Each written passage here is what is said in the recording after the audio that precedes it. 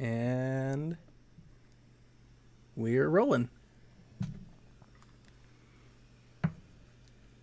Welcome to the Delvin Cox Experience. I'm your host, Delvin Cox. As always, thank you for joining me on this journey as each week I'm on a one-man mission to unite the culture through diversity. This week, returning to the experience, I have Mr. PSVG himself. Welcome back, Donnie. Thank you for having me back, man. Greetings, Koopalings. What's going on? It's Friday. Thank God it's Friday. I've had a long week. It's Friday. I've had a boring week. I was in training all week. You and I both, brother.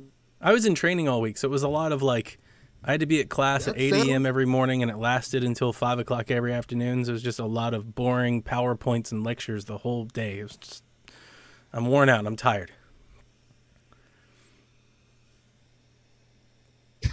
Well, we finna get into, you all know, we always start the experience off with the 5 for 5. 5 questions, 5 answers. But this week, to throw a little wrench into the plan for Donnie, all these questions will be video game related. Donnie, are you ready? Let's do it.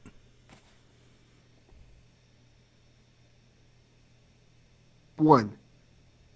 What was the Metacritic score for Mario Odyssey? 97. That is correct. There we go. Yep. It's not a 97, Question though. number 2. What is it? No. I checked it out. It was 97. No, I'm sorry. The Metacritic score, yes. The Metacritic score is a 97. You don't agree with the Metacritic? I don't know. I don't think it's that good. I'm taking it on the chin a little this week because I've thrown a couple stones at everybody's favorite plumber. After this, we finna get into this. Oh, no. I can't accept this. Let's do it. Question number 2. What is the name of the upcoming Horizon DLC? Man. The Frozen Wild? That is correct. Yeah. We had a bell to ring. Question number 3. This may be maybe a tough one if you're not an Xbox head. What is the name of Player 2 on Cuphead? Oh, I don't know. I played that game for about an hour and was like, nope, this is too hard. I don't want to keep doing this. So I never played it co-op either. Okay, the answer to that one is Mugman. Mugman. Yeah. That's cute. Question number 4. You might know this one, you might not. It depends on if you listen to the episode yet. On a recent Married to the Games podcast, they discussed violence in the trailer for what video game? And this is multiple choice. A, God of War. B, Spider-Man. C, The Last of Us 2. C. The answer is C. Or D, Days Gone. The answer is C. That is correct. And the final question, for all the marbles, for all the cake and everything that comes with it, how do you pronounce these letters? S-N-E-S. That's how you pronounce the letters. That is how you pronounce the letters. But the acronym is more commonly pronounced SNES or SNES or the Super NES or the Super Nintendo. There's a million different reasons that you can call it that. You know, that's been an inside PSVG joke for weeks because I said SNES a couple times and we got some feedback. People don't do that. So I have to let people know that when you say that, I'm just going to keep doing it. Like the moment you start interacting with us, I'm just going to lean into it a bit more. So I kept it as a running gag for about a month. I actually grew up, honestly, when I grew up as a kid, I always called it the Super Nintendo. I never called it the SNES. I only say SNES like if I'm talking real fast and I'm trying to get to a point. But then on the past few episodes of PSVG, I started actually spelling it out. So I now call it the Super Nintendo Entertainment System Classic Mini Edition Console over and over and over again. And it's driving people nuts. I'm very well aware of this. It's been fun. Man. It's been fun. But I agree with Kevin. I had enough for that one. The joke has gone on too long. It's time to put that one away now.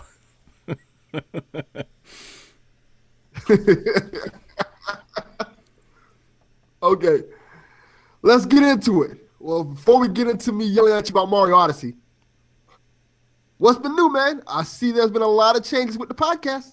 The podcast, I told you last time when you were asking me about the future of the podcast. What did I tell you? We got a lot of changes coming. Didn't I tell you we're redoing the website? We're going to redo some stuff. You wasn't joking. I wasn't joking.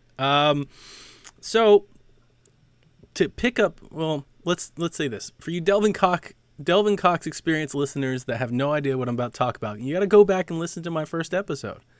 Once you listen to that one, what I'm about to say will make a little bit more sense. Which people,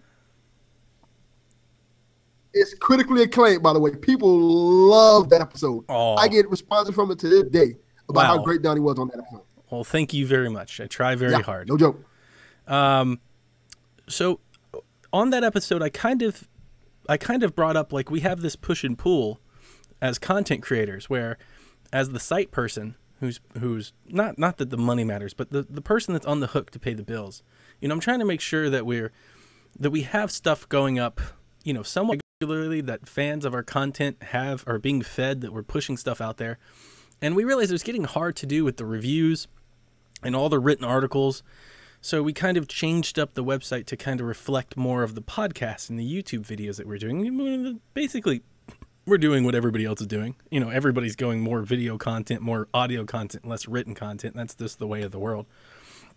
So we did that for a couple weeks, and I said, okay, now that we're in this groove, I'm going to spin an idea on you guys. And this all happened in about an hour. I basically messaged Kevin and said, I got this idea, and I'm about to run with it. And he was like, okay, I hope it works well. So I said, here's my idea. What if I pay for more shows, right? We increase our storage, our podcast limits and all that, and we spin off into like little groups. And the idea was twofold. If we did this, I'd have to pay more, sure. But the counterpoint would be I'd have more content weekly, right? So like, you know, we have a nice group of team members. So we're, 8 to 10 deep most weeks. So I was like, if we spin off into groups of 2s and 3s, more people will get podcast time each week than we currently had. So that's a win for them. Everybody gets the podcast. That's what everybody wants to do. Everybody gets the podcast. And then I said, plus Donnie gets stuff going up on the Twitter feed, gets stuff going up on the website. We get stuff going up almost every day. And everybody loves what they want to do. So it was like a win-win for everybody. And the only thing I had to do was just pay a few extra dollars. So I pitched the idea, and everybody loved it. It was like smash hit. Everybody had all kinds. We actually had to turn ideas down, which I felt bad for. But, everybody had an idea for a show. And I was like, all right, well, we have to make this somewhat reasonable. So we gave Coach his own show, which is PSVG OT, or Overtime with Coach Mo. And because he does it late nights, Devin got in on the mix for that, which is great because Devin's in California. So we got Devin on the show more often, which I'm a huge fan of. And then we got Seth and Josh, who are board game guys. They're board game aficionados. They're doing board with video games, where they kind of do some board game stuff and some video game stuff. And then we got Seth, who's the early bird, because he's all up. He works in school stuff. He's always up with the school children. He's doing the early morning gamer, which is kind of like a news brief throughout the week. And it's real short. It's 20, 30 minutes. You get all of your news and some quick reactions. And he's rotating Justin and Kevin through there. And then I myself and Jason Lacey have stood up the proper Nintendo Shack weekly show, where we just talk about Nintendo stuff every Thursday. And then, of course, we have our standard PSVG show, where we rotate as many people as we can through week to week. So we've got, 4 or 5 shows that go up Monday through Friday. It all happens on the same podcast feed. And the idea is, if you don't like Donnie, but you like Josh and Kyle, you can listen to their show and not listen to mine. You can just kind of go through the feed and pick and choose what you want to listen to. And it's more topical. And what I think is probably the biggest benefit of what we're doing, all of our shows are shorter now. We don't have 2.5-hour shows. Like, all of the shows are capped at 60 minutes. That was the thing. If we're going to do this, we got to make it better. So everybody's got 60 minutes to get their stuff in, which I think is a lot easier to digest. People are able to listen to it more often. It's more topical.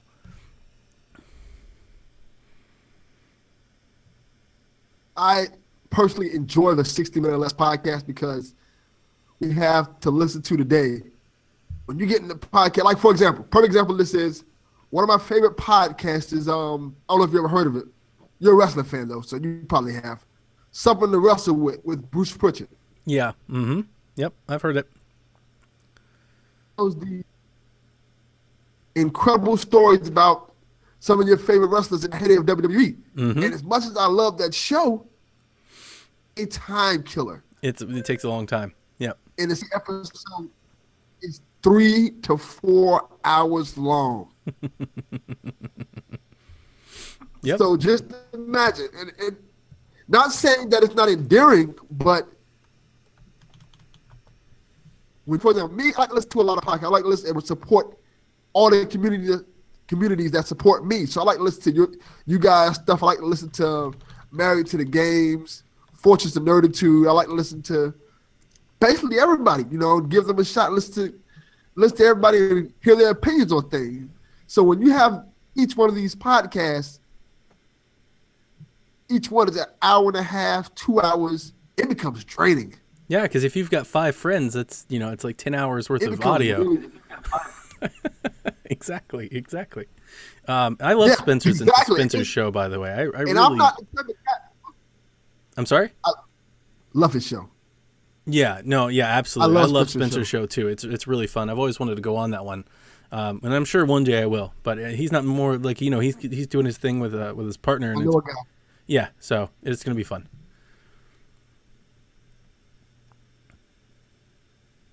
I know a guy that can get you in. You know a guy who can get me in.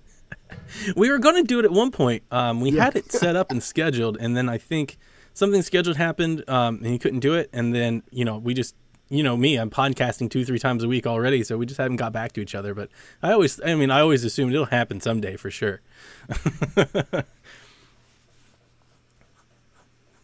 Definitely.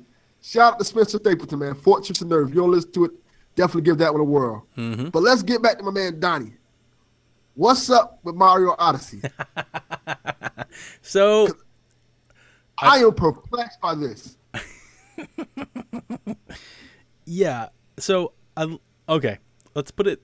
I've been getting some flack for these comments. Just because somebody is critical of a game does not mean that they don't like the game, right? Like, you can love a game and still be critical of it. I loved Breath of the Wild, and I do think Breath of the Wild is a 10 out of 10 game, and even that, I still had a lot of criticisms about the game. It didn't really, the criticisms I had didn't, like, overly impact me while I was playing it. That's why I didn't, like, really kill it in terms of a review score. But, with all the hype I'm going to shock you. I'm sorry? I'm going to shock you. Okay. I did not like Breath of the Wild as much as everybody else did. There you go. So, I mean... So I can kind of relate to what you're saying about... Neither did Coach Mo. Coach Mo hated Breath of the Wild. Like, reviews are subjective, but the reason... I like to think that when I am critical of a game, it's for good reason. Like, I do take pride in my own opinion. I try to make sure it's not... I don't just bash games because I want to. But with all the hype that Mario had, I wanted to come into Odyssey expecting to be wowed. Like, I was really, really, really hopeful. And when I started playing the game, not that it's not good, it's very good. The music's great. It's pretty to look at. It's a Mario game. You run and jump on things. Like, it's what it's supposed to be. It wasn't very overwhelming. I haven't beaten the campaign yet, and I keep being told that I have to wait until then. But I'm about 10 hours in. I'm in the Sea Kingdom at the I guess towards the end. In terms of the main campaign story, but in my 8 to 10 hours that I've already played, I'm just not really wowed a lot. I had one wow moment, and it was a great moment. I loved it. It was amazing, but that was just one moment, right? There are some things that I'm not a huge fan of. Like, I'm not a fan of the motion controls. I'm not a fan of not having a lot of options outside of the motion controls. I'm not a huge fan of the camera and the movement. Like, Mario feels like he's like greasy, he's like a little slippery, he's slow, and like his jumps are a little floaty, and it's just all told together. I love the game. It's a great game. I'm gonna play the game. I'm gonna beat the campaign. I'm gonna keep playing it. I'm gonna get a lot of moons. It's a really good game. Is it a 10 out of 10? Is it like a game that everybody has to go play? I don't think so. I don't think it's far and away better than 3D World or Galaxy. And the way that I put it today in our chat, in our Discord chat, if you were a brand new Switch owner, right? You just bought a Switch today, and you told me, what should I buy? My answer to that would not be immediately Odyssey. I don't think Odyssey is the first game that you should buy for the Nintendo Switch. I think Breath of the Wild is a game you should buy for the Switch, your first game. I think Splatoon 2, I think I might recommend over Odyssey. I might even recommend, I probably would. I'd recommend you buying Kingdom Battle before you bought Odyssey. I think if you had no games, no other systems, and you bought a Switch and you were like, what's the game I need to play? I would recommend those games first. That doesn't mean that I don't like Mario. Mario's not that far behind them. You know, Mario is a top 6, top 7 game.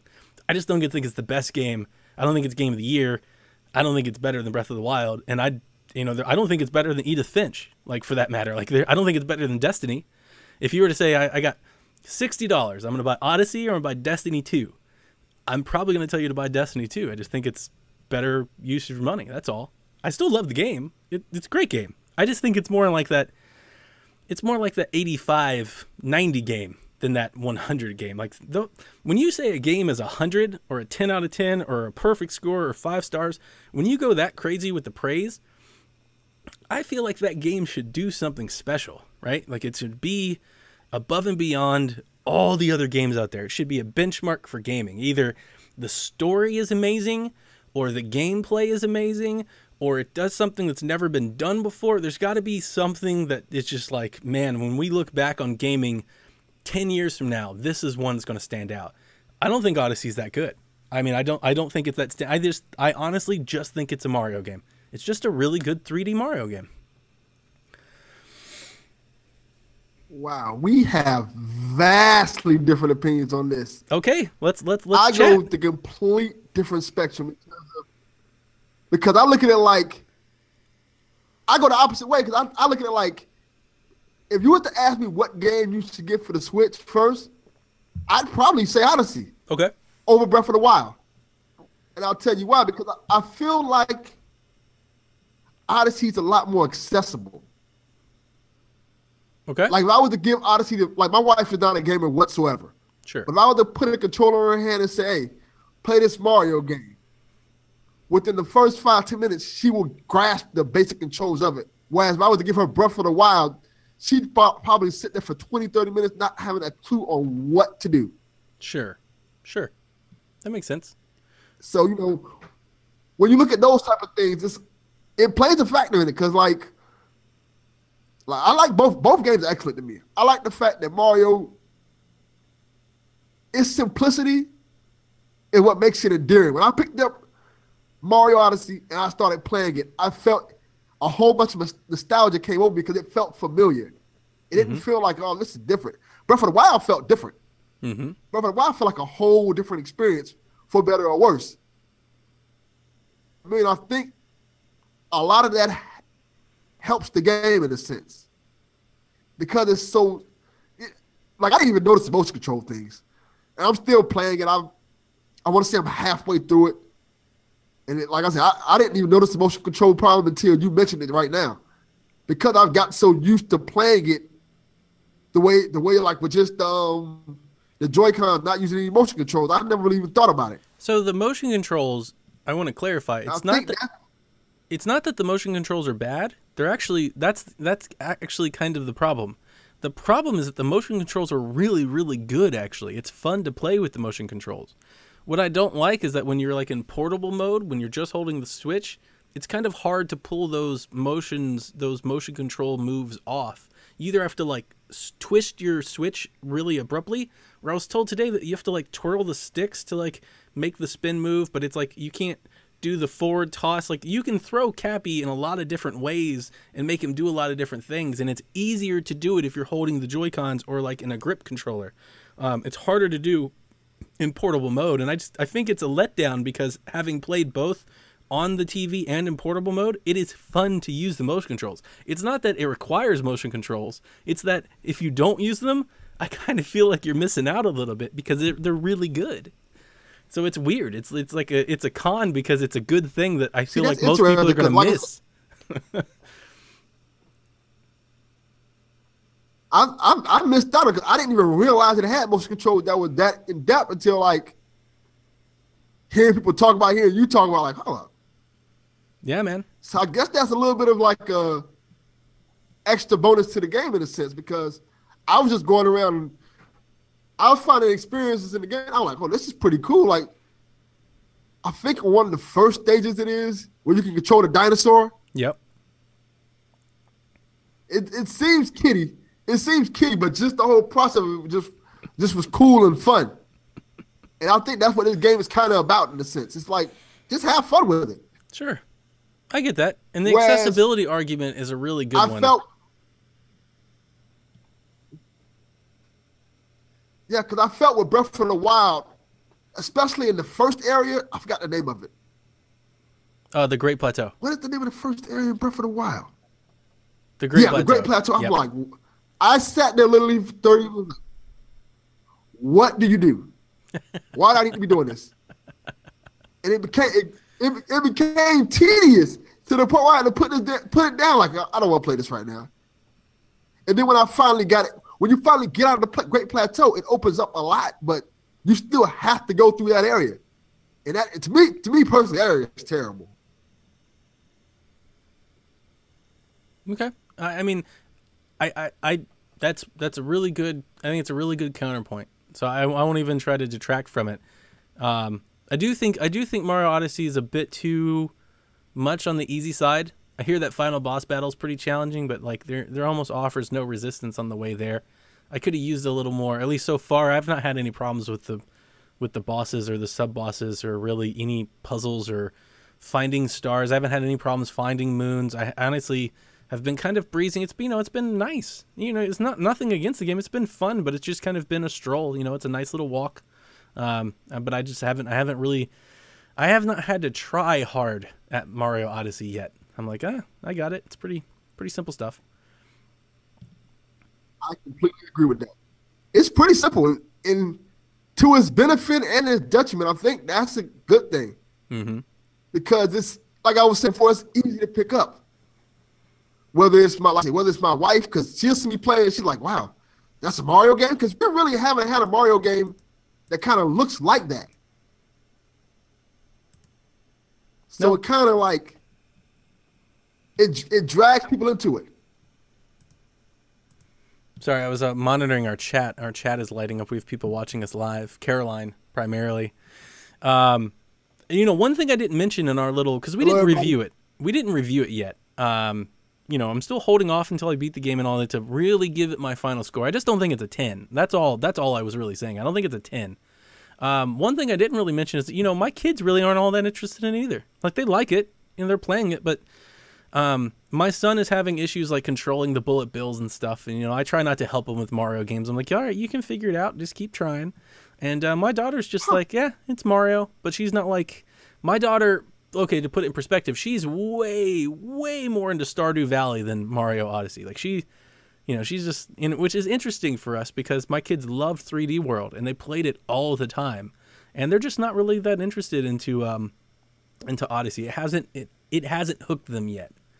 But we'll see as they keep going. I mean, I'm not saying that to defend my case or not. I don't care.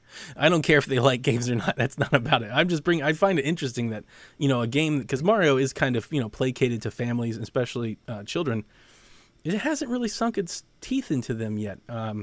My son is way more into like Fire Emblem Warriors, for example, than Mario Odyssey. So it's interesting. That's the only thing I can really bring up in terms of accessibility that I've seen. In my own house. I haven't seen how other people are playing it. But, another thing is the open worldness. Question. Okay.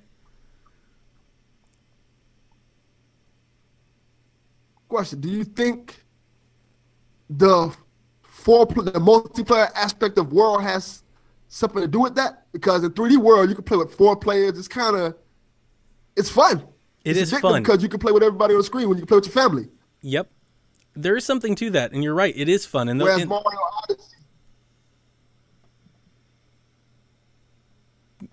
Mario Odyssey is more of like a single-player experience. Well, you can play as Cappy, I think, but yeah, it's not the same. Who really wants to do that? And in the 3D world is the levels were designed for it, right? They had wide levels that were designed to have multiplayer madness going on inside of them. And I really appreciated the level design that 3D World had, because I beat 3D World by myself, and then I also beat it with my son. We played it together and made our way through it, so I could help coach him through some of the issues that he was having trouble with, and he could kind of like hold my coattails. But at the same time, at any moment, I could just pick him up and throw him off the side of the cliff, you know, and like we could have fun with each other.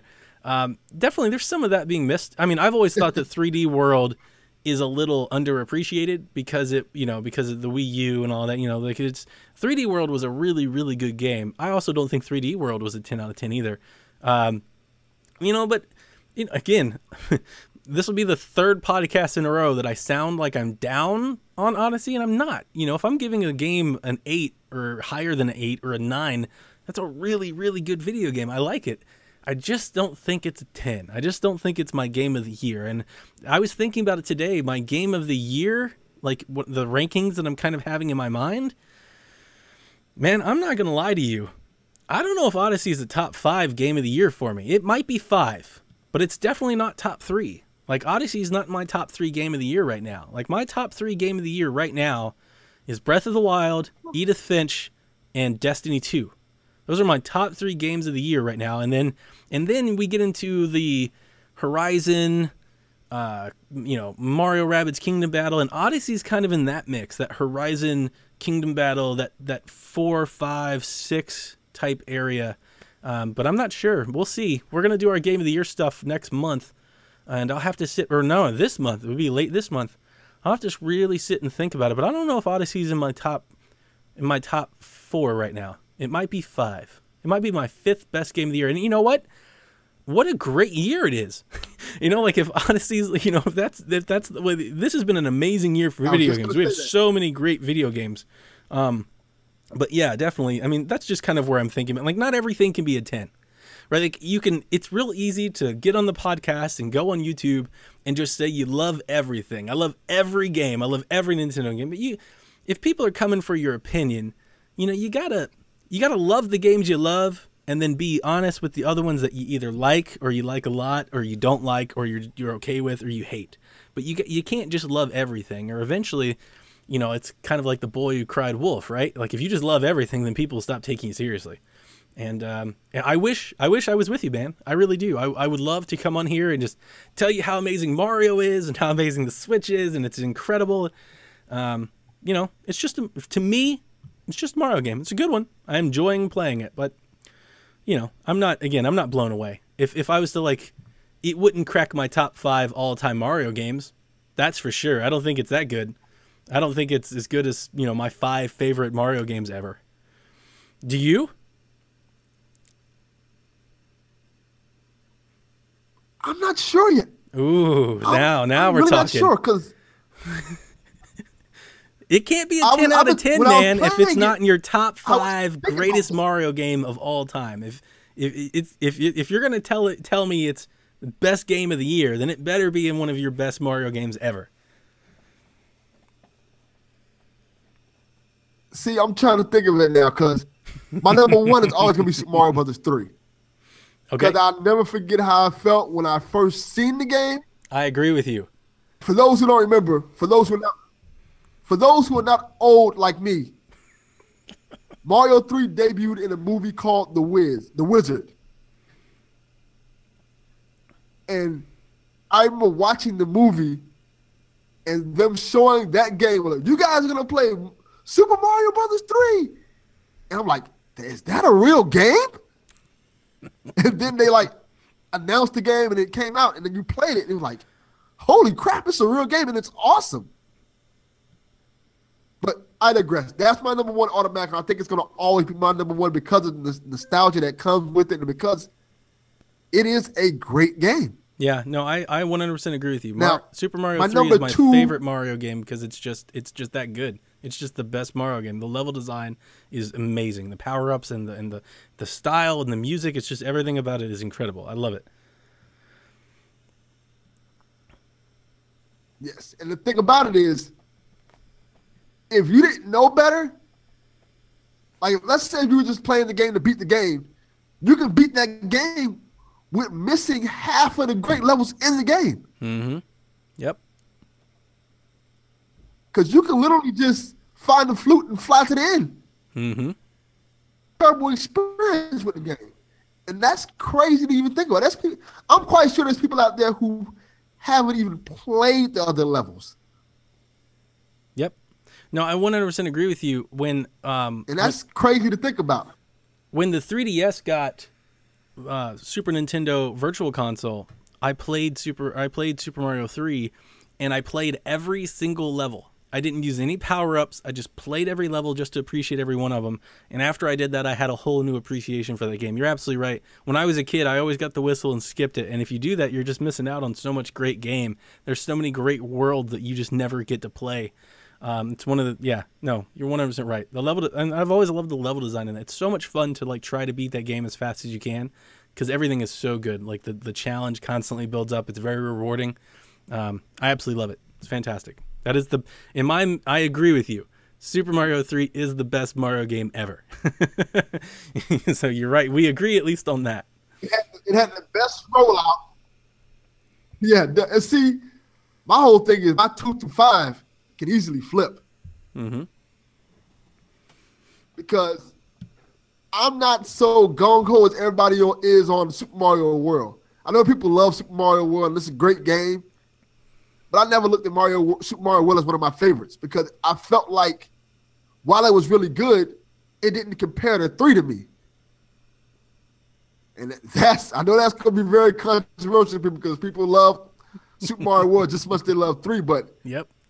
I was like, oh, this is good. But it almost, when you play it, it almost feels like you're cheating a little bit because you can literally use the cape to fly across the stage. Mm-hmm. It never be touched. But that was one of my major problems with that game.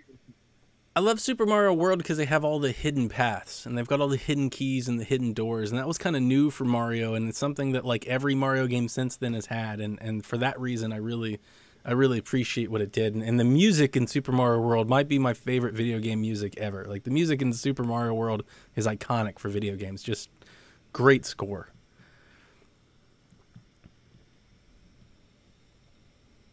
And also on a side note, Super Mario Brothers 3 cartoon show was way better than Super Mario Brothers World cartoon show. Another old reference. That's good. I like that. Oh, man. Now you got me thinking. We got time. Let's rank them. What's your top 5 Mario games? We just did this on the podcast. And let's go. And Jason got a little bit because he was helping me, but in a lot of ways it was kind of my list because he didn't fight me on a whole lot. I was expecting more resistance and he didn't give it to me, but let me go pull it up real quick and I'll tell you my top 5, and you know this probably is my top 5 Mario games. Super Mario 3, Super Mario World, Mario 64. Okay, I agree with that one. Super Mario World 2 Yoshi's Island, the best platforming the series has ever had. And then the best looking Mario game still to this day. I never played that one. Is Paper Mario, The Thousand-Year Door. All the RPG stuff, all the characters, it was all really good, but it doesn't take anything away from the fact that A Thousand-Year Door is gorgeous. That is one of the most beautiful games you'll ever see on any TV ever. I love the art style for that game so much. Those are my top 5. And Yoshi's Island is a must play. If you got a Super Nintendo Classic Edition, that's the game you should be playing right now. You absolutely owe it to yourself to go play Yoshi's Island. Great level design, great hidden areas, all the hidden paths and everything, getting all those collectibles, all that Yoshi spin-off that we have to this day, all goes back to that game. And it holds up. The art style in that game is also really, really good, especially if you have it on that pixel perfect mode, like on the Super Nintendo Entertainment System Classic Mini Edition console.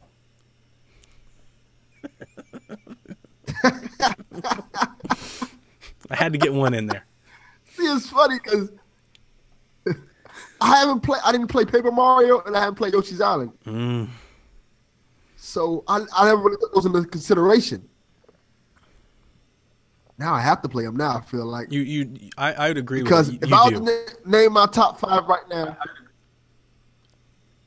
My top 5 probably would be Super Mario World, 64. See, 4 and 5 is going to be hard. I might put Odyssey in there. No.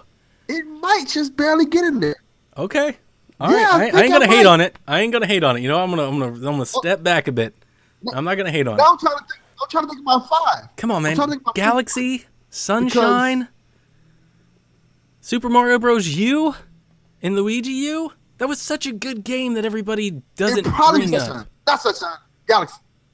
Galaxy, man. Galaxy. I was thinking about that one. I was thinking between that one and Galaxy. They're so good. Both of them. I never played Galaxy 2. Oh, Galaxy 2. Galaxy did more for Galaxy did more for Mario than, you know, that was a 10 out of 10 just for what it did. Like the way that it shook up Mario was huge. It was such a big deal. That said, Galaxy 2 is totally better than Galaxy 1. You know, it's like Prime 2. Prime 2 is better than Prime 1. Like Prime 1 was amazing for everything that it did. You're happy to have Metroid. Prime 2 is a better game. And the same thing for Galaxy. Galaxy is fantastic for everything it did, just like 64. Very impactful. Galaxy 2 is the best version of that game. But yeah, both are great. There's a lot of great Mario games. It's hard to choose 5. I don't think Odyssey is probably in my top 10. But it's not my top. Odyssey's not my top 7. Not my top 7. My knowledge for Nintendo stops at Wii and Wii U because I fell off on Wii. I had the Wii. I'm like, I don't want to do this waggle stuff. I can't do this. Yeah. So that became more something my kids used. And then with the Wii U, I thought the Wii U was terrible. I hated the Wii U. It's with like, hey, you want to play Mario with us? I'm like, nah, I'm okay. Yeah, I got you. I'd rather sit over here and do nothing. That's what most people did. And, you know, that's a shame. I could not stand the controller. That's a shame because in a lot of ways, Mario Bros. U, the 2D Mario game that came out for Wii U, is probably the best 2D game that's come out for Mario. And maybe since Mario, if you don't count Paper Mario, maybe since Super Mario World. I mean, I love it. It's really that good. Super Mario Bros. U and Luigi U was so good. So I played both of those, and I was surprised on how good it was. But it was just like, oh my! And see, you just hated the controller. The Wii U was my kid's console. Yes, it wasn't like, you know, we want a pro controller, so all they had was like the gamepad and the Wii remotes. Yep. It's like, I'm not doing this. I don't blame you. I don't blame you. It's amazing how this podcast became Nintendo Shack. You know, that's typically the case for me, man. That's typically the case for me. This episode became Nintendo Shack. I'm fine with it, though. Okay. We can talk about it because for those who don't know, the Switch got me back into Nintendo. Big time. Like, the Switch is the first Nintendo for myself, maybe since, I want to say the N64. I don't think you're alone. I think there's a lot of people out there doing the same thing, man. A lot of people are doing the same thing. Everybody loves the Switch. Even 3DS? You never got one of these? Because the GameCube, never got a 3DS. Oh, man. I got my wife one, and I got my kids one. Never got to the 3DS. I was a PlayStation guy. I had a Vita and I had a PSP. And I watched them both die slow deaths. Yeah, that was the wrong choice to make. I love Vita, but you chose wrong. You chose poorly. I love Vita. Yeah, Vita's great. Yeah, Vita is one of my favorite consoles. And I think that's playing into why I like the Switch so much. Because the Switch is like, if they were to make an improved version of the Vita. Yep. And everything that PlayStation talked about doing with the Vita, the Switch realized that in the first year. And that's impressive. Yep.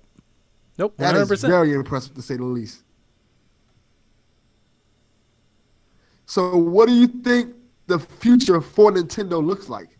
Because both of their big guns came out this year. Mm-hmm. Zelda and Mario are they're probably their biggest guns, with the exception of Pokemon. Pokemon is their big gun. So what are we looking like for next year? Yeah. Yeah. What do you think we're looking like for next year and the year after that? Because obviously you got a Pokemon game probably coming next year, if I was to guess. But how do they keep this momentum going? Because this is probably not only one of the best years in gaming, but it's one of the best years Nintendo's ever had. No, that says a lot. Yeah, no, you're 100%. This is the best year for a Nintendo platform that I can ever remember having. There was never a year with my GameCube or my Wii or my Wii U that I thought was better than this year. This year is just, it just feels like it never ends. And because we got Fire Emblem, which I love so much too. Like I really, really, you know me, I'm a huge Fire Emblem fan. So I've played so much Fire Emblem. Fire Emblem Warriors has been great. In terms of road mapping it out, and we have Xenoblade coming out in just a couple weeks. So like after you beat the Mario, you've got another big game coming. And we also got Doom and Skyrim and, the third-party stuff that's still on the way. So like the year's not done yet. There's still stuff coming. It's been a lot of fun. But go ahead. This come on Switch, it's crazy. It is absolutely crazy. Did you play Golf Story? Splatoon.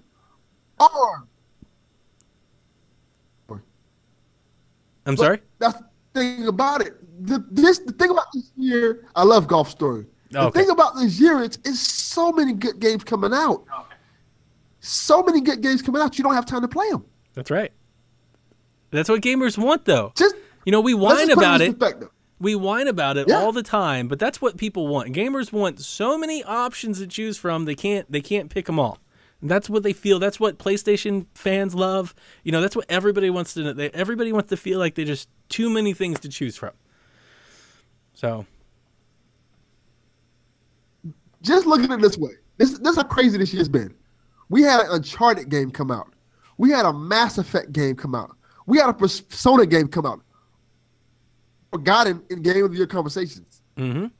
And think about the lesser games think about the lesser games like Neo and Hellblade and those type of games that are probably might get looked over too. Folks aren't playing the Evil Within 2. Like that game came out at a bad time. Wolfenstein seems to be getting a little more play than Evil Within. Like there's some stuff there. There's a lot of things that I love that game. People are passing over. So yeah.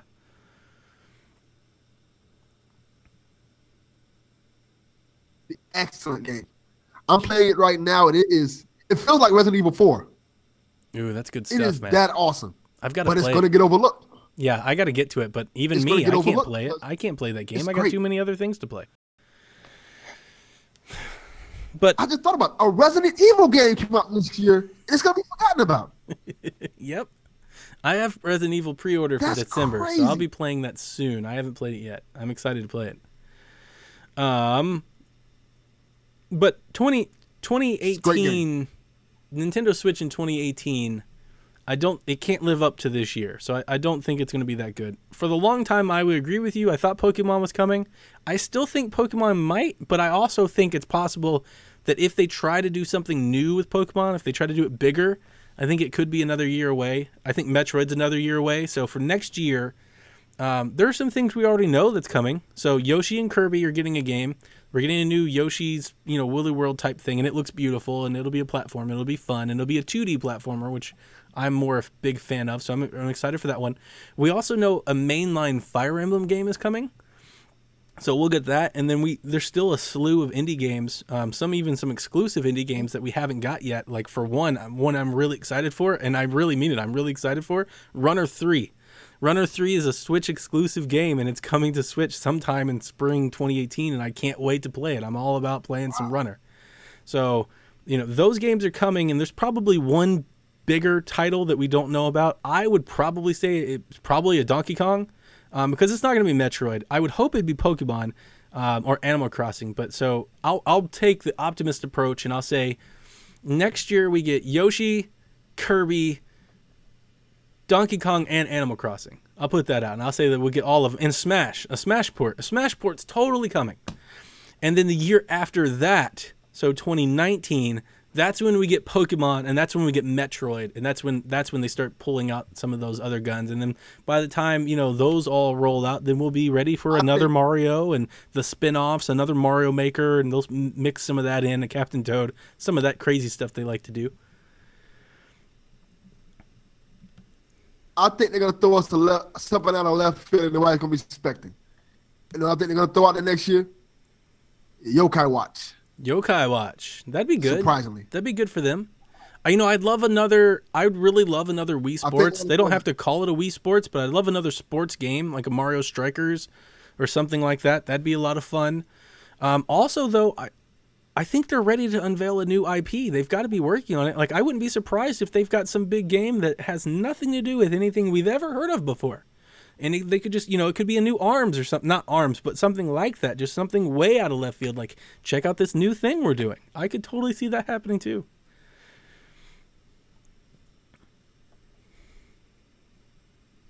I can see that happening, too. That'll be big. That'll be awesome. Mm-hmm. But, shoot, let's get into the final thing before we go off. Because I wanted to talk to you about some other things, but we got a Nintendo.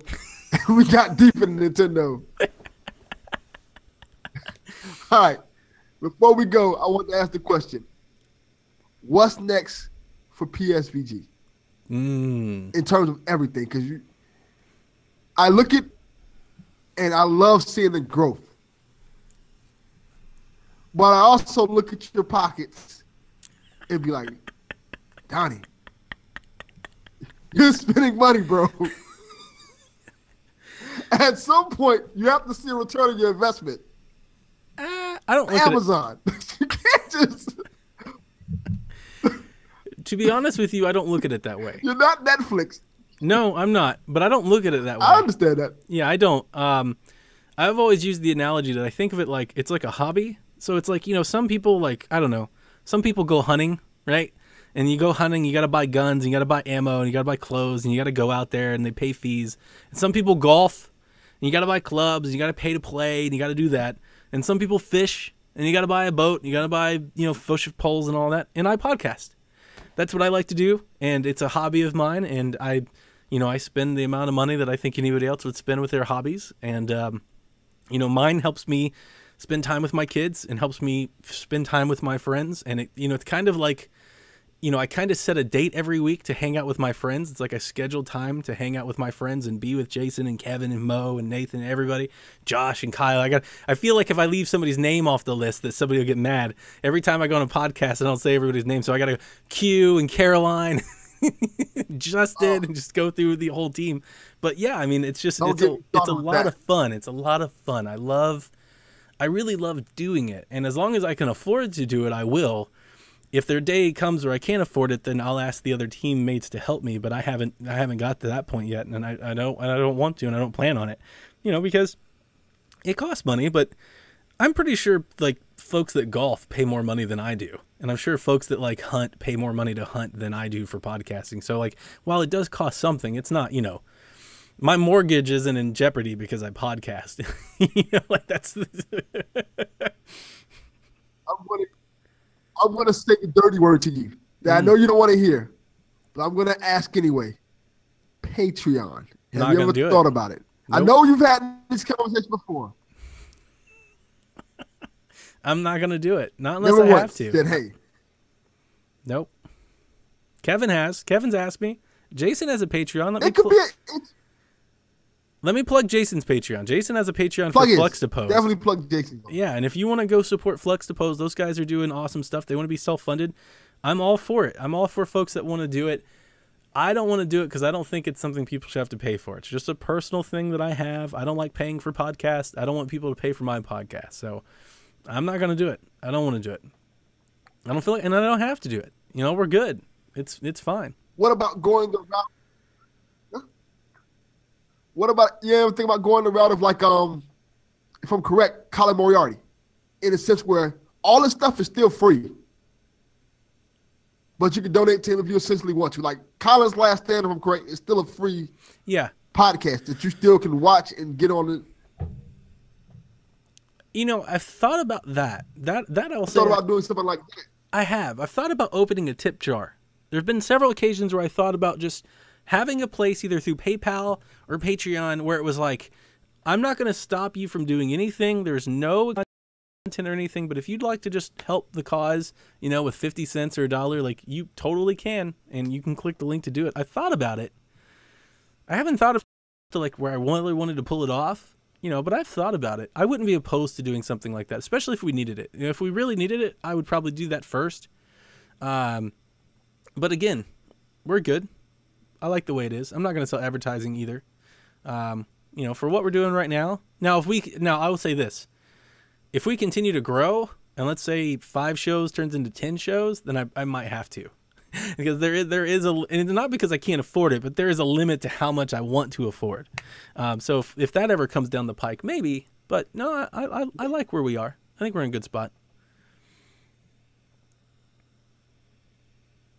You guys have a great community that love and support you guys. And that goes, and it's hard to build that. It's hundreds of people doing what we do. Oh, there's a lot more than that. They don't have nearly the community that we have. That's true. Yeah. I'm being modest. You know, and that goes a long way. Yeah. You know, but like I said on our last show, a long way, man. You know, everybody's asking for Patreon, right? And at some point in time, people are going to get tired of that. I feel, at least that's how I feel. Not, you know, you can't support everybody. So I don't want to be another one of those folks with the handout, you know, especially because I don't need to be. You know, it'd be different if I needed to be. If I needed it to continue, then I'd ask. But if I don't, I won't.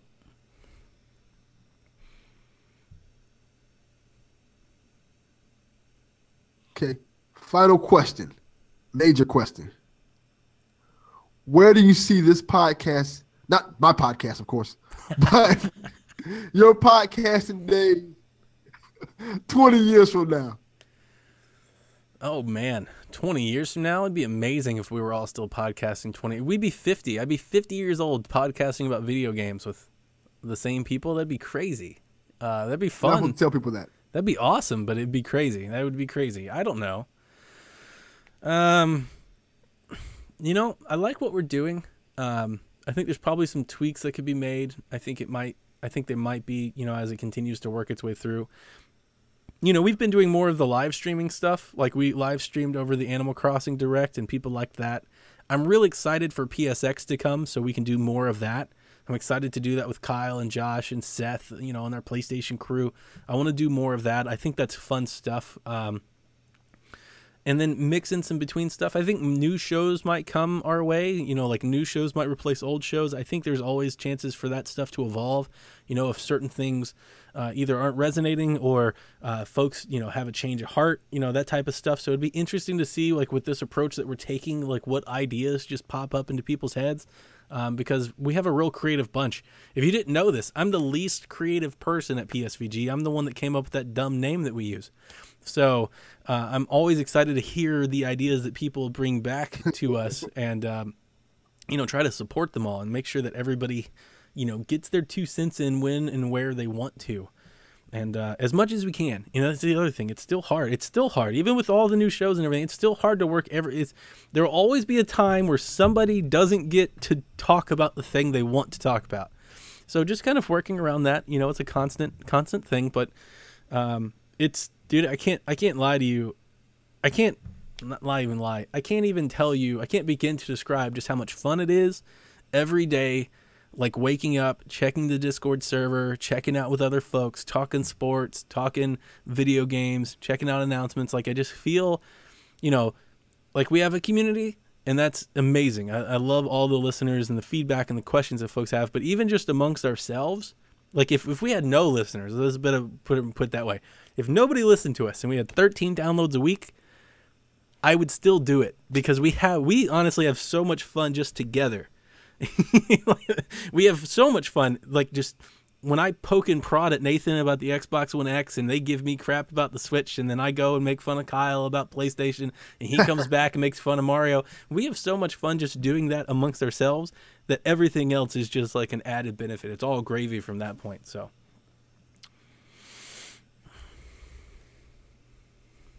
I think you said it the best there, man. Let everybody who doesn't know where to find you at. Well, you can find me and the team over at playsomevideogames.com. We have this little Discord banner on the homepage. It's purple. If you click on it, it'll jump into our Discord server. It's an automatic invite.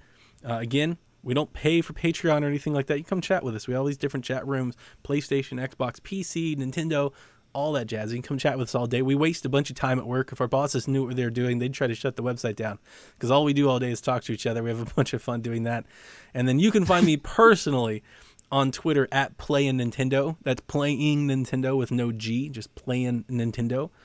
And you can find the rest of our team over there as well. And you'll see me tweeting about Nintendo things and telling folks that Mario's not an 8 or not a 10.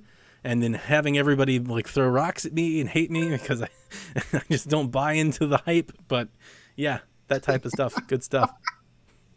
Oh, man. Good stuff, man. As always, man, Delvin Cox Experience, and we are out. Peace.